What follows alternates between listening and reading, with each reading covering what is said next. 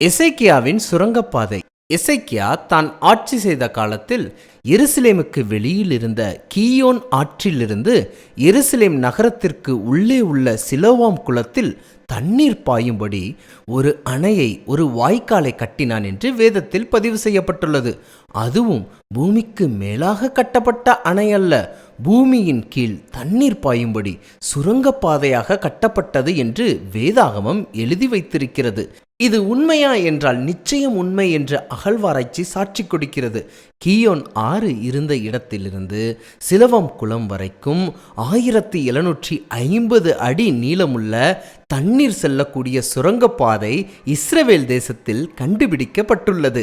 இந்த கண்டுபிடிக்கப்பட்ட சுரங்கப்பாதை எசேக்கியா ராஜா வாழ்ந்தது உண்மை என்றும் வேதாகம சரித்திர பக்கங்கள் எல்லாம் மெய் என்றும் மறுக்க முடியாத ஆதாரத்தை நமக்கு கொடுத்து விட்டது.